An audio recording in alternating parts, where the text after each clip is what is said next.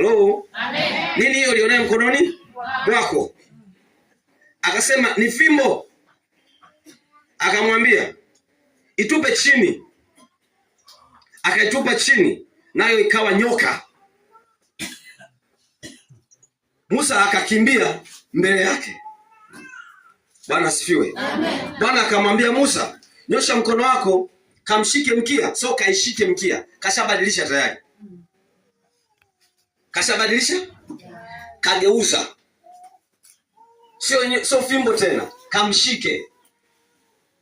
Kwa leo unaweza kama umekuja hapa na ugonjwa wako, Mungu anakuambia utupe chini. Wacha hapa. Achana na. Usiushike mpaka ubadilike. Anasema akaonyesha mkono wake, akamshika, naye akageuka kuwa fimbo mkononi mwake, ili kwamba wapate kusadiki ya kwamba Bwana Mungu wako na ni Mungu wa Ibrahim na Mungu wa Isaka na Mungu wa Yakobo amekutokea. Mara nyingi nikiwaambiaga watu ushuhuda wangu kwamba nilitokewa na malaika, nilisikia sauti ya Mungu mwaka 2008. Haleluya. Amen. Wewe amini tu. Amina. Kwamba 2008 nilikuwa kwenye maombi ya siku 21. Nimeokoka 2007.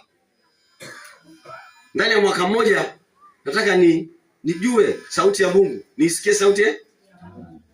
Nataka nisikie sauti ya Mungu, nijue akiongea nijue. Nikiwa nafunga siku 21 Mungu akanisaidia. Siku ya 19 na 18 nikaisikia sauti ya Mungu. Amen. Amen. Sasa wengine wanasema inawezekana. Inakuwaje sauti yake? Okay. Musa akasema hivi. Bwana akamwambia Musa tena, sasa tia mkono wako kifuani mwako. Akautia mkono wake kifuani mwake, na alipoutoa kumbe mkono wake ulikuwa ukoma. Sema ukoma. Ukoma. Nyoka. Ni vitu vizuri.